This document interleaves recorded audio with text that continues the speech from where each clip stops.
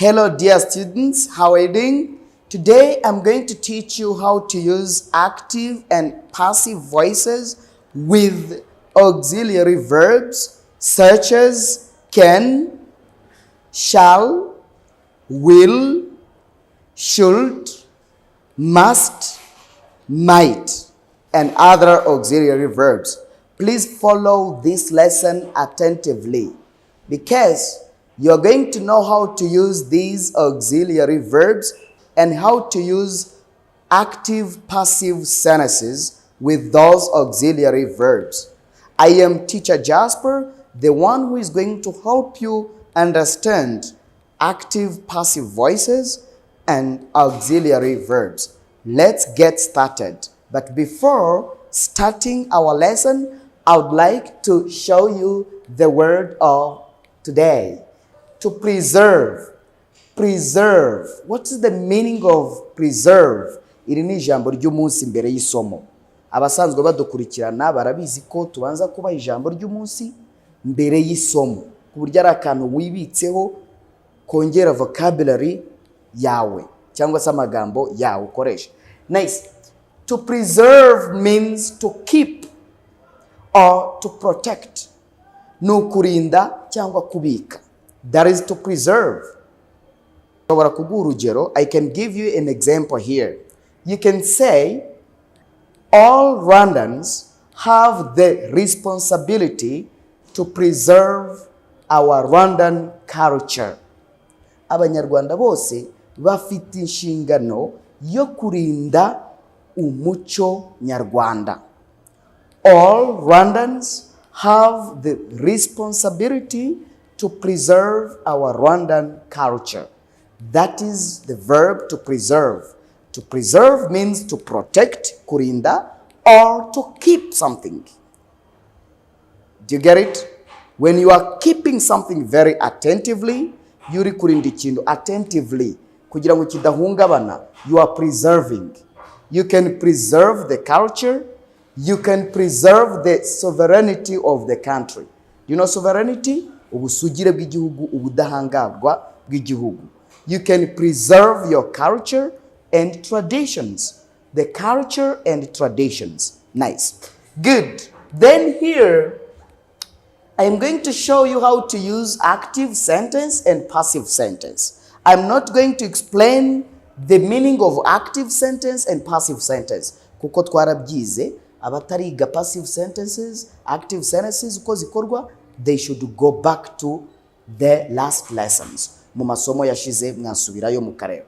But here, if I use the auxiliary verb can, iyi ni inshinga nkene, tuyita nkene, kuko itahagarara ubwayo ngo igire ubusobanuro. That is the meaning of auxiliary verb. Can, she can repair. Nuvuga ngo ntabwo ushobora kuvuga ngo she can cars. Do you see we have she can repair cars. We can't say she can cars ngo interuro iba yumvikana. Nta kintu buvuze. Ariko impamvu ari inshinga nkene nuko nyine iza gufashwa n'indi nshinga nkuru kugira ngo igisobanuro cyumvikane. Kugira ngo wumvikanishe icyo ushatse kuvuga. You can say she can repair cars. Ashobora gusana imodoka cyangwa gukora imodoka. She can repair cars. Then all auxiliary verbs, inshinga zose nkene iyo tugiye kuzishyira muri passive voice, twifashisha verb to be. Verb to be ariyo be. Then ukavuga uti cars, imodoka, can be. Icyari repair kigahita gifata past participle. You remember the meaning of past participle. Icyari repair kigahita kiba repaired. Yes, cars can be repaired by her. Ashobora gusana imodoka cyangwa gukora imodoka. Imodoka zishobora gusanwa nawe. Cars can be repaired by her. Then here, iyo tugeze muri passive voice, this is a passive voice sentence and this is an active voice sentence. When you are changing a sentence from active voice into passive voice, verb to be gomba kuza kubera ko dufite auxiliary verb here. Kubera ko dufite auxiliary verb. Then she can repair cars. Then cars can be repaired by her. This is could. Could also is An auxiliary verb. Could nayo ni verb iri auxiliary. Could. John could pay you. John yashoboraga kukwishyura. Kuki atakwishyuye? He had a lot of money. He could pay you. Yari afite amafaranga menshi. He could pay you. Yashoboraga kukwishyura. You could be. Don't forget this be. Washoboraga kwishyurwa na John. You could be paid by John. Huh? Yes, John could pay you yesterday. Ejo John yashoboraga kukwishyura. Then washoboraga kwishyurwa na John. You could be paid. Icyari pay here kirahita gifata past participle kibe paid. You could be paid by John. Washoboraga kwishyurwa na John. Here we have shall. Shall also is an auxiliary verb to mean something that you are not sure of doing in the future. Ikintu utazi neza kuzakora mu gihe kizaza. For example, I shall see my uncle one day. Umunsi umwe nshobora kuzabona marume. My uncle, then you bring this one. Muri passive voice twarabibonye ko utangiza icyari object kiba subject. My uncle shall be seen. Icyari see. Here, this see is going to be changed into past participle. Yes. My uncle shall be seen by me one day. Marume azabonwa nanjye umunsi umwe. I shall see my uncle one day. Then my uncle shall be. Iyi be niyo ihita isimbura see. Isimbura ya verb yari kumwe na shall. Noneho twongeraho icyari see kigahita kiba seen. My uncle shall be seen by me one day. They will speak English very well. They will speak English very well. Bazavuga Icyongereza neza. Tugiye gukuramo English here. This English is an object. It is going to become a subject here. Irahita ihinduka subject. English will be automatically, remember that will is followed by be here. English will be, then speak. Ugomba kubuzi past participle of verb to speak. English will be spoken by them very well. Bazavuga Icyongereza neza. English will be spoken by them very well. Icyongereza kizavugwa nabo neza. Nice. Then here we have must. Must tuyikoresha iyo harimo itegeko. You must do this job quickly.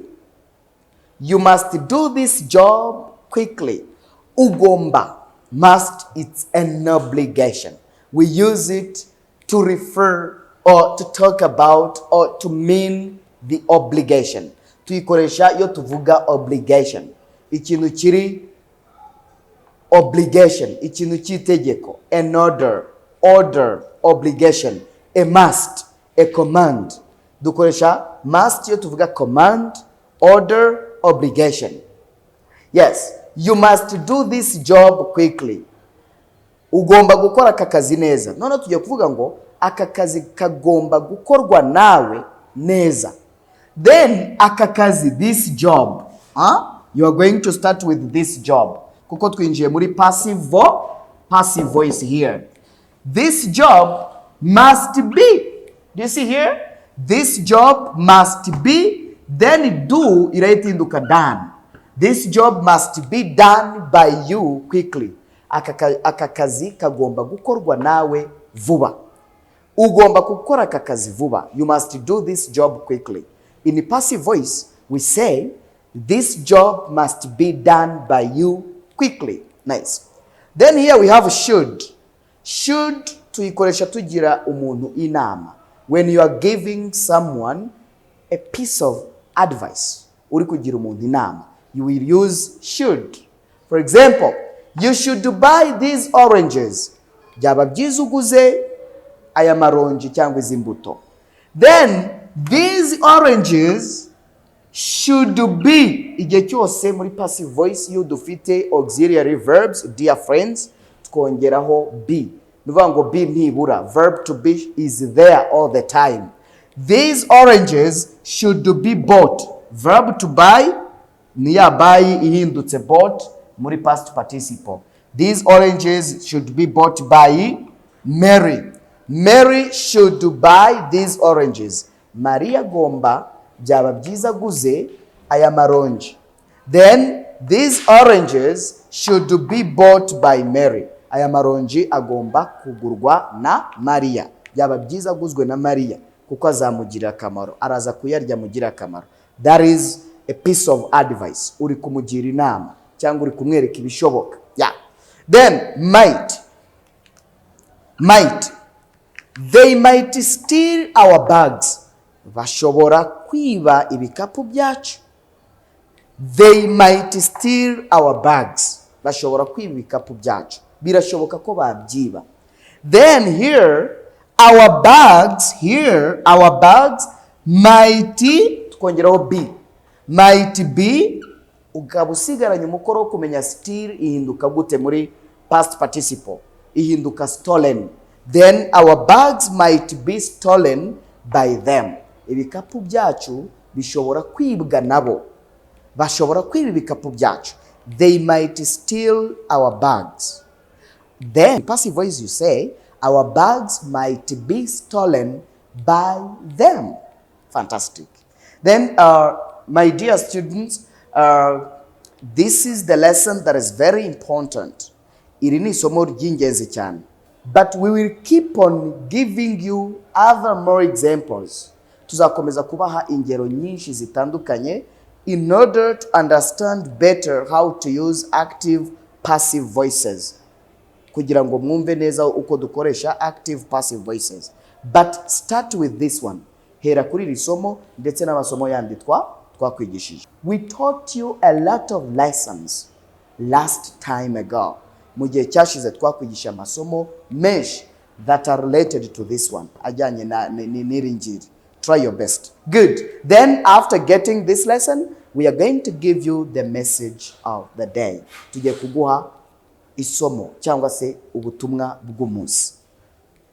This is our today's message. Ubu ni ubutumwa bwakugenewe bw'uyu munsi. Please try to understand this message and it is going to help you so much. Gerageza wumve ubu butumwa buraza kugufasha cyane. There are 4 very important things in life. Hari ibintu bine by'ingenzi cyane mu buzima. There are 4 very important things in life. Hari ibintu bine by'ingenzi mu buzima. The first one is love. The second is honesty. The third is truth. And the fourth is self-respect.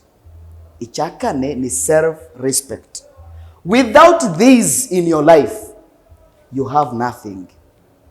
Niba ibi bintu utabifite mu buzima bwawe, nta kintu ufite. Uri gisenzegere. If you don't have these 4 very important things in life, niba wenda tuvuge ko wenda byose wenda ushobora kutabibona, ariko niba udafite na kimwe ni ikibazo gikomeye. There are 4 very important things in life: love, honesty, truth, and self-respect. Without these in your life, you have nothing.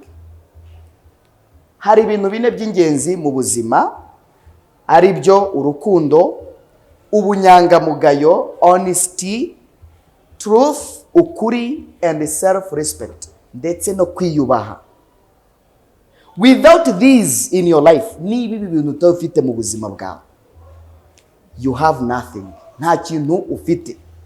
Gerageza rero bishake. Byishakemo niba utabifite. Yeah. Love, kunda, gira urukundo.